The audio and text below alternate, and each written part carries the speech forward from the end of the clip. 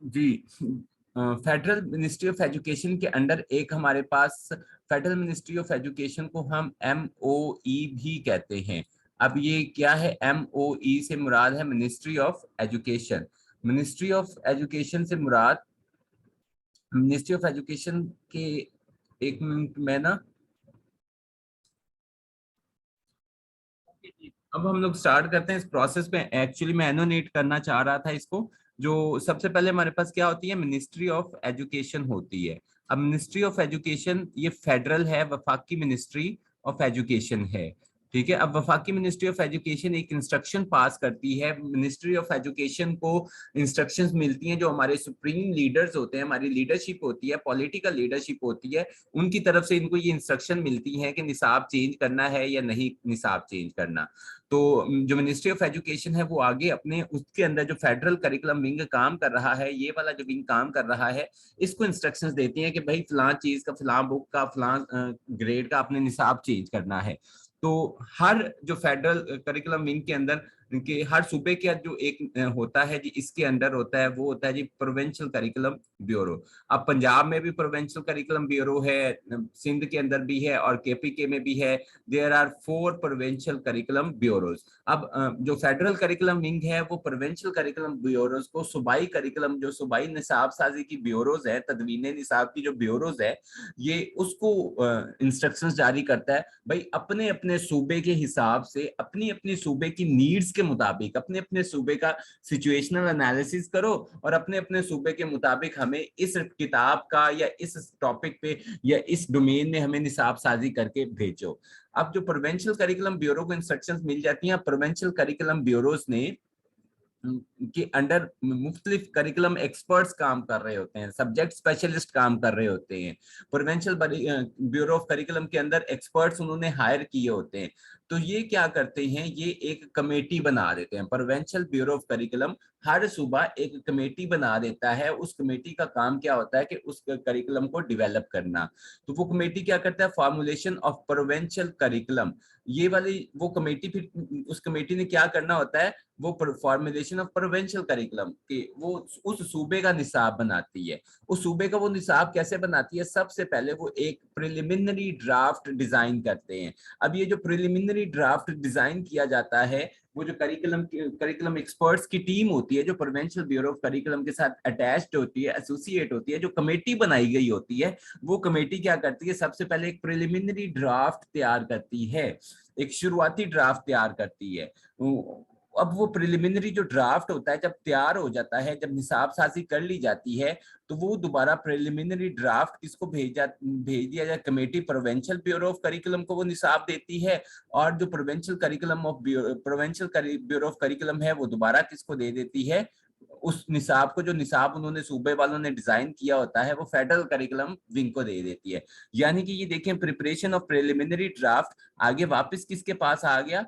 वापस आ गया जी इसके पास, फेडरल करिकुलम विंग के पास। इनके प्रोविंशियल ब्यूरो ऑफ करिकुलम के थ्रू होता हुआ वो फेडरल करिकुलम विंग के पास निसाब आ गया। अब ये जब फेडरल करिकुलम विंग के पास निसाब आएगा, तो ये क्या करेंगे? ये कमेटी फॉर्मुलेट कर देंगे, जिसको कहेंगे नेशनल रिव्यू कमेटी। ठीक है, formulation of national curriculum committee बनाएंगे। अब ये जो formulation of national curriculum committee आएगी, अब फेडरल करिकुलम विंग के पास जो 4 प्रोविंसेस हैं, 4 प्रोविंसेस का इनके पास निसाब आ गया, चारों सूबों का। KPK का अलग ड्राफ्ट आ गया फेडरल करिकुलम के विंग के पास, पंजाब का अलग से ड्राफ्ट आ गया, बलूचिस्तान का अलग से ड्राफ्ट आ गया, सिंध का अलग से ड्राफ्ट आ गया। तो इनके पास 4 ड्राफ्ट्स आ गए फेडरल करिकुलम विंग के पास। तो फिर ये फेडरल करिकुलम विंग क्या काम करता है? नेशनल रिव्यू कमेटी बनाता है। अब ये जो नेशनल रिव्यू कमेटी होती है, नेशनल रिव्यू कमेटी, अब नेशनल जो रिव्यू कमेटी होती है, ये जो चारों सूबों से आने वाले जो प्रिलिमिनरी ड्राफ्ट्स होते हैं, उनका जायजा लेते हैं। इसको हम नेशनल रिव्यू कमेटी भी कहते हैं, formulation of national curriculum committee. तो ये क्या करते हैं? ये उसका ड्राफ्ट का रिव्यू लेते हैं, उस ड्राफ्ट का जायजा लेते हैं, प्रिलिमिनरी ड्राफ्ट का। तो अगर उनको लगता है कि प्रिलिमिनरी ड्राफ्ट के अंदर किसी किस्म की कुछ चेंजेस की जरूरत है, उनके ऊपर कोई रिजर्वेशंस लगा देते हैं, कोई ऑब्जर्वेशन लगाते हैं, तो अगर नेशनल रिव्यू कमेटी उसके ऊपर ऑब्जर्वेशन लगा देती है तो फिर वो दोबारा किसके पास भेजा जाता है, वो दोबारा फिर नेशनल रिव्यू कमेटी से होता हुआ वो दोबारा फिर प्रोविंशियल करिकुलम ब्यूरो के पास चला जाएगा। अब प्रोविंशियल करिकुलम ब्यूरो क्या काम करेगी, जो ऑब्जर्वेशंस लगी हैं उसको रिमूव करेगी, तो उसको रिमूव करके दोबारा फिर वो फेडरल करिकुलम विंग के पास चला जाएगा।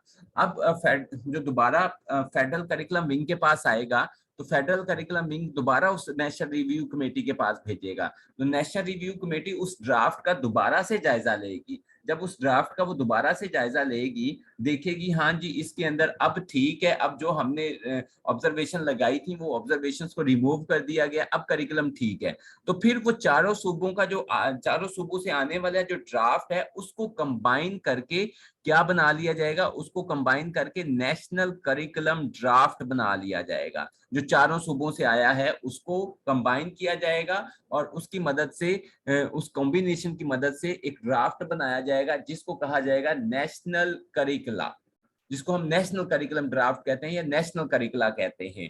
तो अब ये जो नेशनल करिकुला बना लिया जाता है, अब इस नेशनल करिकुला को कि पायलट टेस्टिंग के लिए, उसको टेस्ट करने के लिए क्या हमने जो निसाब बनाया है ये आगे फायदेमंद भी होता है या नहीं होता, ये प्रोविंशियल ब्यूरो ऑफ करिकुलम के पास भेजा जाता है। तो प्रोविंशियल करिकुलम ब्यूरोस और बोर्ड्स और अदर एजेंसीज के पास वो निसाब भेजा जाता है, भाई आप इसको इसकी इम्प्लीमेंटेशन करो, इसको पायलट टेस्टिंग करो और देखो कि ये सही रहता भी है या नहीं रहता। तो प्रोविंशियल ब्यूरोज ऑफ करिकुलम और डिफरेंट बोर्ड ऑफ और जो मुख्तलिफ एजेंसीज होती हैं वो उसकी पायलट टेस्टिंग करती हैं। अगर तो वो निसाब पायलट टेस्टिंग में पास हो जाता है तो उस पायलट टेस्टिंग में पास होने के बाद उस निसाब को प्रोविंशियल करिकुलम ब्यूरोज हैं और जो मुख्तलिफ एजेंसीज हैं, बोर्ड्स वगैरह हैं, वो दोबारा इसके पास भेज देते हैं, फेडरल करिकुलम विंग के पास भेज देते हैं। तो फेडरल करिकुलम विंग क्या करता है, उसको फिर नेशनल करिकुला कह देता है, उससे नेशनल करिकुला बनाता है।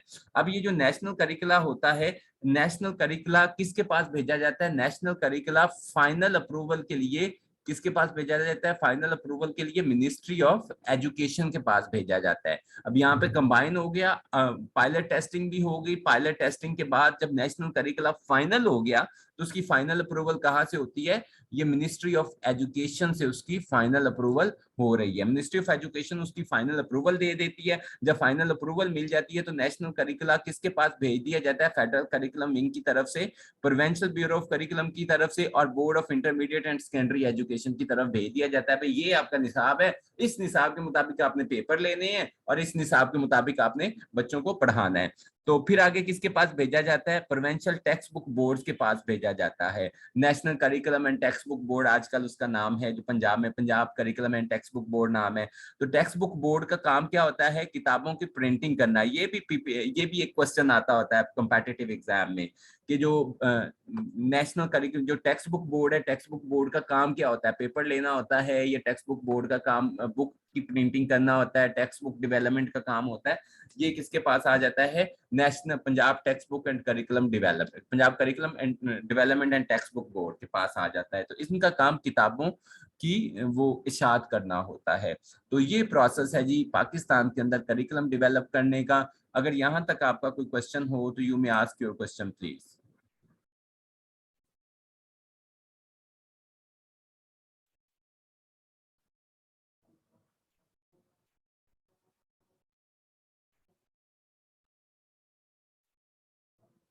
जी कोई सवाल है आपका तो वो सवाल करें प्लीज।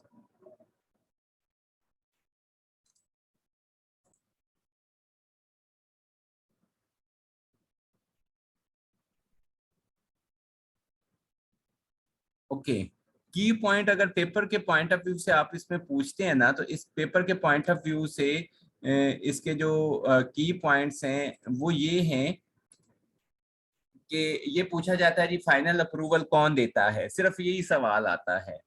फाइनल अप्रूवल कौन देता है, final approval ministry of education देती है। Federal ministry of education finally approve करती है करिकुलम को। कंपैटिटिव एग्जाम के हवाले से ये है। तो अब प्रोविंशियल ब्यूरोज ऑफ करिकुलम, इसको मैं दोबारा रिपीट कर देता हूँ। जब निसाब साजी कभी करनी होती है तो मिनिस्ट्री ऑफ एजुकेशन के अंडर एक डिपार्टमेंट काम कर रहा होता है जिसको फेडरल करिकुलम विंग कहते हैं। अब ये जो फेडरल करिकुलम विंग होता है, फेडरल करिकुलम विंग आगे इंस्ट्रक्शंस पास कर देता है प्रोविंशियल ब्यूरो ऑफ करिकुलम को कि भाई आप अपने अपने सूबे का निसाब बनाओ। तो जो अब सूबे का निसाब प्रोविंशियल ब्यूरो ऑफ करिकुलम होती है, वो एक अपने सूबे के अंदर हर सूबे की एक कमेटी कायम कर देती है। वो कमेटी ने क्या करना होता है, अपने सूबे का निसाब बनाना होता है। तो हर कमेटी, फॉर एग्जांपल पंजाब की प्रोविंशियल ब्यूरो ऑफ करिकुलम ने पंजाब के लिए एक कमेटी कायम कर दी, उस कमेटी ने पंजाब के लिए निसाब साजी करनी है। तो जो कमेटी कायम की गई उसने ये प्रिलिमिनरी ड्राफ्ट बना दिया। अब ये जो प्रिलिमिनरी ड्राफ्ट बनाया था इसको भेज दिया गया प्रोविंशियल ब्यूरो ऑफ करिकुलम के पास वापस। उस कमेटी ने वो निसाब साजी करके, तदवीन निसाब करके, करिकुलम डेवलप करके किसके पास भेज दिया, प्रोविंशियल करिकुलम ब्यूरो के पास भेज दिया। इन्होंने ये ड्राफ्ट किसके पास आ गया, प्रोविंशियल करिकुलम ब्यूरो के पास आ गया। प्रोविंशियल करिकुलम ब्यूरो ने ये ड्राफ्ट किसके पास भेज दिया आगे, फेडरल करिकुलम विंग के पास। फेडरल करिकुलम विंग ने उस ड्राफ्ट का जायजा लेने के लिए क्या इन्होंने सही बनाया या नहीं सही बनाया, एक कमेटी कायम की। उस कमेटी का नाम इन्होंने रख दिया नेशनल रिव्यू कमेटी। अब ये नेशनल रिव्यू कमेटी के पास इन्होंने वो जो ड्राफ्ट था ये वाला जो सूबे की तरफ से आया था, उन्होंने नेशनल रिव्यू कमेटी के पास ये यहाँ पर ड्राफ्ट आ गया, इन्होंने उसका जायजा लिया। अगर तो इन्होंने देखा कि इसके ऊपर और काम होने वाला है, ऑब्जर्वेशन लगाई, गलतियां निकाली, तो इन्होंने वापस भेज दिया सूबाई जो तदवीन निसाब की ब्यूरो है उसके पास। उन्होंने वो गलतियां दूर करके, ऑब्जर्वेशन दूर करके दोबारा फेडरल करिकुलम विंग के पास भेज दिया, और फेडरल करिकुलम विंग ने दोबारा नेशनल रिव्यू कमेटी थी जो उसके पास भेज दिया, अब इसका दोबारा जायजा लें। तो अगर वो नेशनल रिव्यू कमेटी उसका जायजा लेती है, वो उसको सही कहती है कि अब ये सही है, तो चारों सूबों से आने वाले जो प्रिलिमिनरी ड्राफ्ट होते हैं उनको मिला के ये नेशनल करिकुलम ड्राफ्ट बना दिया जाता है। अब ये जो नेशनल करिकुलम ड्राफ्ट होता है ये हर सूबे को वापस जो इकट्ठा, चारों सूबों का इकट्ठा निसाब किया होता है। अब ये वाला ड्राफ्ट हर सूबे में भेजा जाता है कि इसकी भैया आप पायलट टेस्टिंग करें, इसको आप एक टेस्ट रन के तौर पे चलाएं। तो जब उसको टेस्ट रन के तौर पे चलाया जाता है तो वो कामयाब हो जाता है, तो फेडरल करिकुलम विंग उसको क्या डिक्लेयर कर देता है, उसको नेशनल करिकुला डिक्लेयर कर देता है। तो नेशनल करिकुला की फिर फाइनल अप्रूवल कहाँ से मिलती है, फाइनल अप्रूवल वो किससे ले लेते हैं, मिनिस्ट्री ऑफ एजुकेशन से वो फाइनल अप्रूवल ले लेते हैं। फेडरल मिनिस्ट्री ऑफ एजुकेशन से उसको, सूबाई मिनिस्ट्री ऑफ एजुकेशन से नहीं बल्कि फेडरल मिनिस्ट्री ऑफ एजुकेशन से उसकी फाइनल अप्रूवल लेते हैं। और उसके बाद फाइनल अप्रूवल के बाद नेशनल करिकुला जो मुल्क के जो बोर्ड्स हैं, टेक्स्ट बुक बोर्ड्स हैं या जो 22 हैं, उनके पास भेज दिया जाता है, भाई इसके मुताबिक पेपर लेने हैं, इसके मुताबिक किताबें प्रिंट करनी है।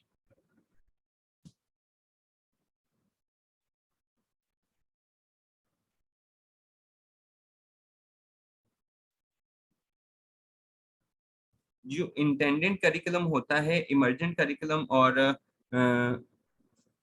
दूसरा कौन सा, इंटेंडेड करिकुलम, जी इनको भी हम लोग डिस्कस कर लेते हैं। लेकिन यहाँ तक अगर आपका कोई क्वेश्चन है तो वो आप क्वेश्चन पहले कर लें, करिकुलम डेवलपमेंट प्रोसेस में अगर कोई सवाल है।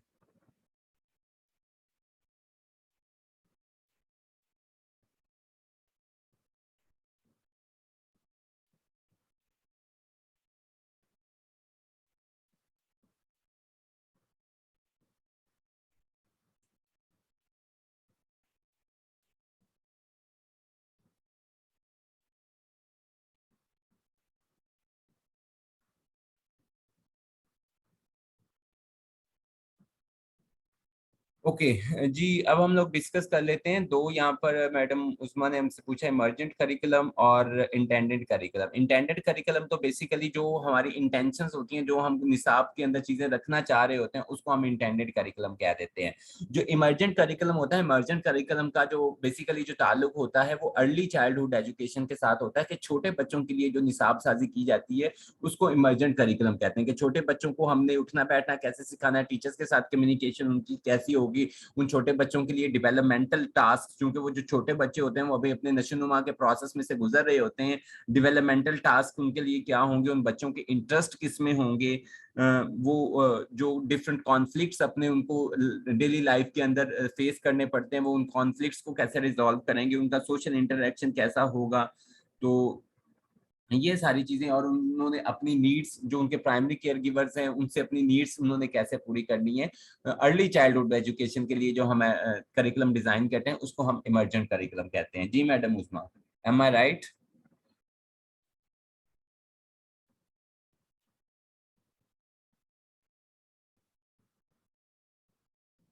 कोई और सवाल हो? जी सर, मैं है ना अभी इसको पढ़ रही थी इसमें जो हमारा न्यू जो होता है करिकुलम में, कोई चेंजिंग लानी होती है, कोई चीज उसमें ऐड करनी होती है, करिकुलम को चेंज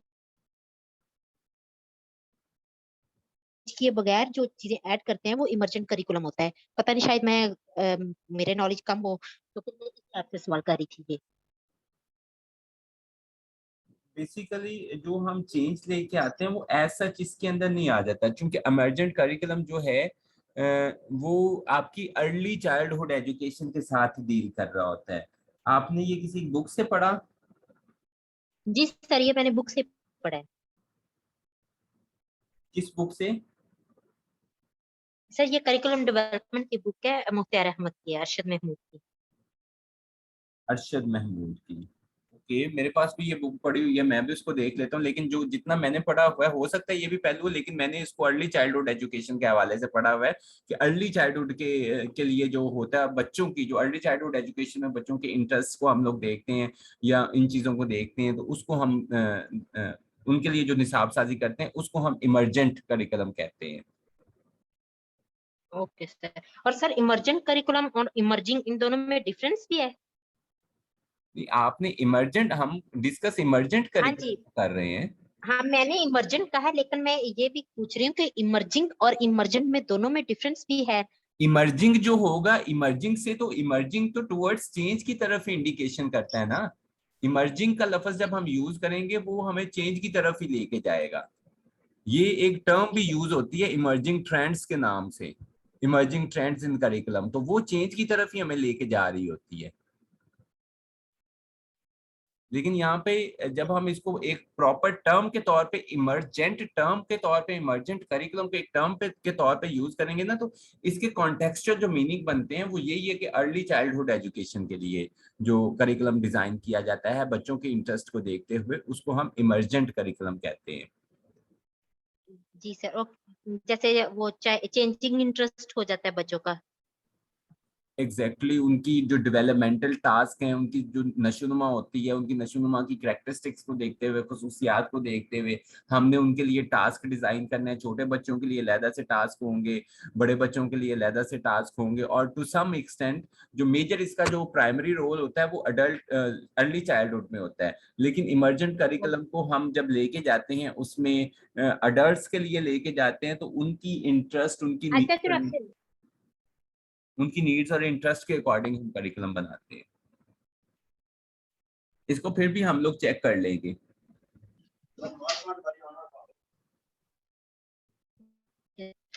वो एक जी, दफा फिर डिफाइन कर दीजिएगा मुझे। किसको? इंटेंडेड।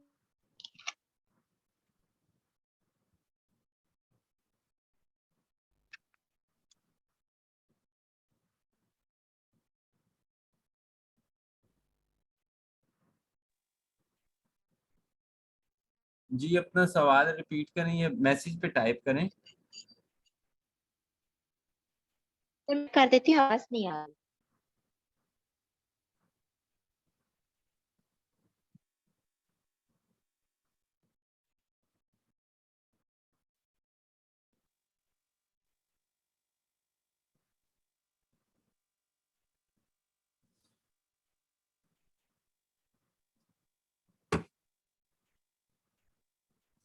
बेसिकली मुसर्रत जो इंटेंडेड करिकुलम होता है ना, इंटेंडेड करिकुलम,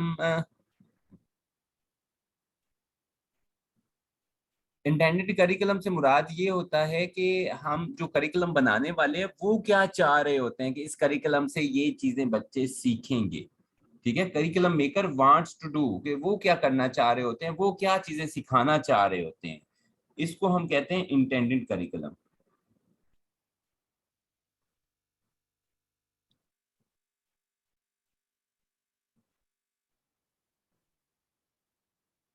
और जो चीजें हम सिखाना, इंटेंडेड करिकुलम के साथ एक और टर्म यूज होती है इम्प्लीमेंटेड करिकुलम। जो इम्प्लीमेंटेड, इंटेंडेड करिकुलम के हम एक्चुअली क्या रहे होते हैं बच्चों को, और इम्प्लीमेंटेड के से मुराद होता है कि एक्चुअली हम कर क्या रहे हैं क्लास में। तो इसको हम कहते हैं।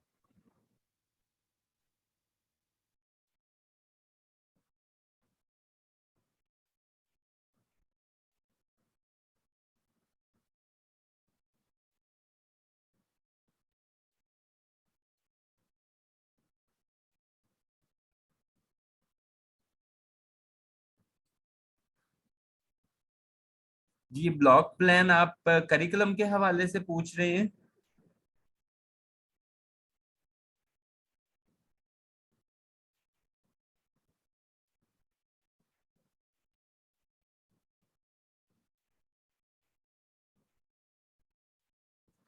ये लेसन प्लानिंग के हवाले से पूछ रहे हैं, करिकुलम के हवाले से पूछ रहे हैं, ये सिस्टम जो एजुकेशन का सिस्टम है उसके स्केड्यूल के हवाले से पूछ रहे हैं?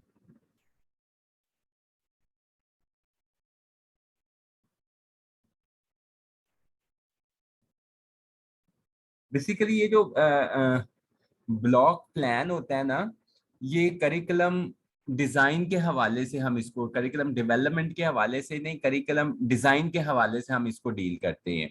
हमने कल पढ़ा था करिकुलम डेवलपमेंट और curriculum design both are different. Curriculum development में हम निसाब की तदवीन करते हैं, और जो करिकुलम डिजाइन होता है ये हमारा उस करिकुलम को डिलीवर करने का, आगे ट्रांसमिट करने का जो तरीकाकार होता है उसको डिजाइन। तो जो ब्लॉक प्लान होता है करिकुलम के हवाले से, ये बेसिकली करिकुलम डिजाइन के अंडर आ जाता है। तो करिकुलम डिजाइन की जो सबसे बड़ी एग्जांपल है वो ये है, जिस तरह हम ये सेशन चला रहे हैं कि हमने पहले एक कोर्स कंप्लीट किया। जब हम ये एक कोर्स, जब हम फिलॉसफी पढ़ रहे थे हमने किसी और सब्जेक्ट को नहीं छेड़ा। जब हमारी फिलॉसफी कंप्लीट हो गई, देन हमने किसको स्टार्ट किया, साइकोलॉजी को स्टार्ट किया। तो यानी कि ये हमने क्या किया, ब्लॉक्स की सूरत में।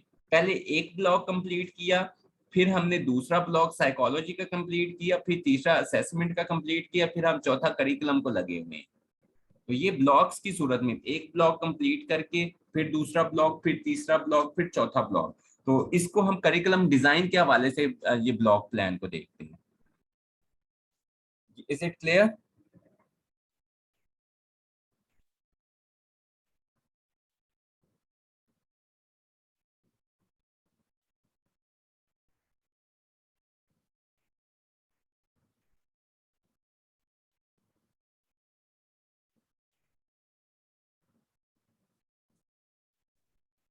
ओके जी, कोई और सवाल हो आप लोगों का?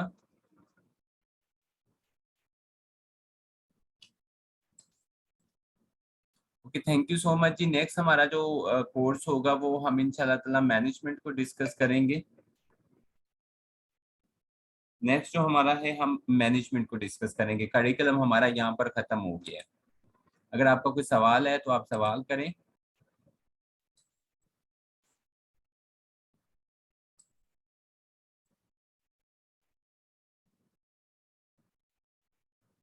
जी, हिस्ट्री ऑफ एजुकेशन भी हम लोगों ने पढ़ना है। तो नेक्स्ट जो है वो, चलें हम लोग डिसाइड कर लेते हैं। मैं देखिए, हिस्ट्री ऑफ एजुकेशन का मेरे पास एक दो स्लाइड्स अभी बनने वाली हैं, जिसकी वजह से मैं ये मैनेजमेंट को स्टार्ट करने जा रहा था। तो हिस्ट्री ऑफ एजुकेशन तो उसके अंदर सिंपल सी बहुत कम चीजें हैं, लंबी चौड़ी चीजें ही नहीं है। 8 9 पॉलिसीज है, उनके पॉइंट्स हैं, या फिर 8 9 मूवमेंट्स हैं, उसमें से आता होता है आपका हिस्ट्री ऑफ एजुकेशन में से।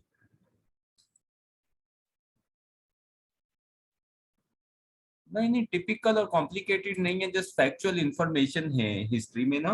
हिस्ट्री ऑफ एजुकेशन में आपकी 9 पॉलिसीज है उसमें, और प्री इंडिपेंडेंस आपकी जो 6 या 7 रिपोर्ट्स हैं, और उन रिपोर्ट्स की आपने डेट्स ही याद रखनी है और कुछ नहीं याद रखना। हिस्ट्री तो सबसे आसान है।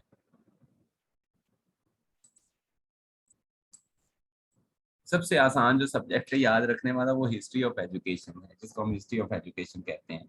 अब ये जो यूनान की हिस्ट्री है, या यूरोप की हिस्ट्री है, या अमेरिकन हिस्ट्री है, ये हमारे कंपेटिटिव एग्जाम में नहीं ये पूछी जाती चीजें। हमारे कंपेटिटिव एग्जाम के अंदर ये चीज याद रखिएगा कि पूछी जाएगी, सब कॉन्टिनेंट की हिस्ट्री पूछी जाएगी, बिफोर इंडिपेंडेंस और आफ्टर इंडिपेंडेंस जो एजुकेशन के लिए काम हुए हैं, ये पूछे जाएंगे। यानी कि जो साइलेबस हमारा इंटर का साइलेबस है, या जो हमारा एडीपी का साइलेबस है, उसके अंदर जो मूवमेंट्स हैं, उसके अंदर जो चीजें हैं वो पूछी जाएंगी। आपको उन्होंने लेक्चरशिप, यहाँ पे कॉलेज में लेक्चरशिप में उन्होंने आपसे अमेरिकन हिस्ट्री ऑफ एजुकेशन नहीं पढ़वानी। तो लोग जो होते हैं वो कंफ्यूज कर देते हैं जी, ये ब्रिटिश हम ये रखें जी, यूरोपियन, ये ग्रीक है, ये एंशिएंट ग्रीक है, ये फलां है, ये फलां, ये फलां फलां। वो हमने पेपर के पॉइंट ऑफ व्यू से नहीं करनी। अगर वो आप वैसे कहेंगे, वैसे मैं आपको करवा दूंगा।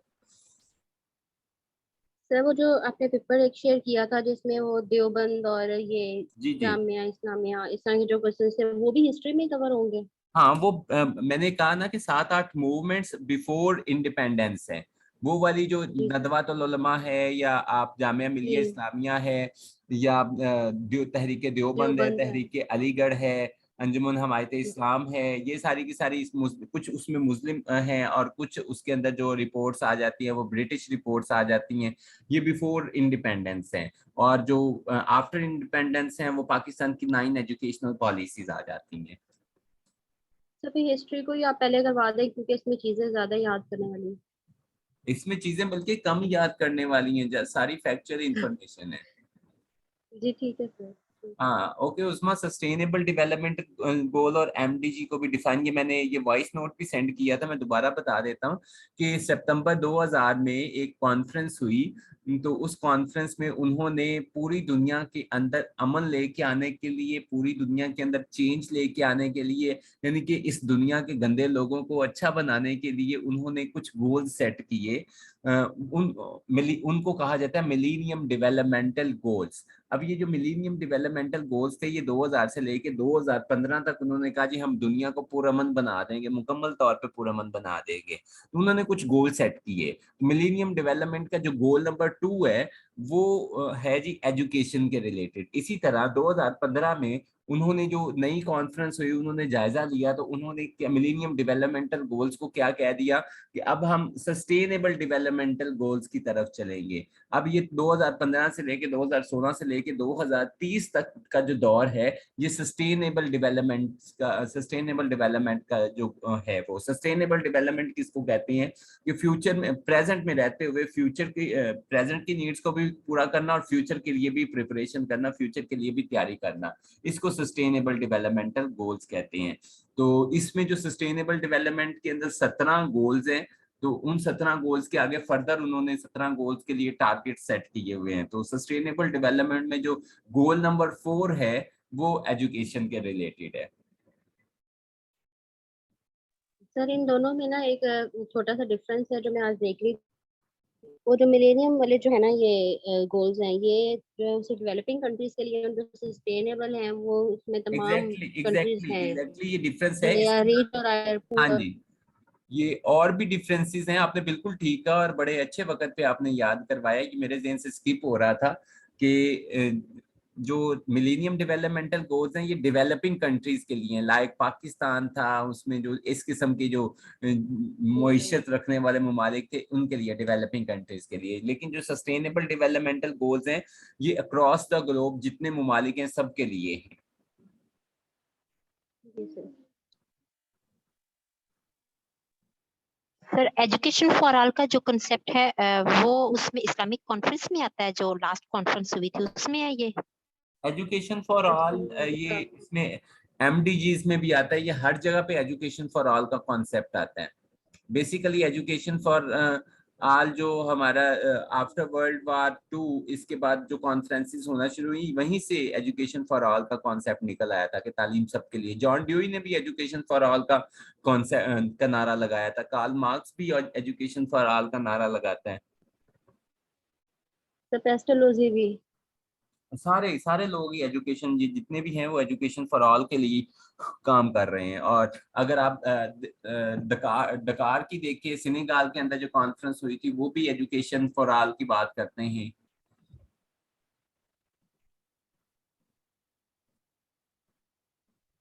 कोई और क्वेश्चन हो आप लोगों का?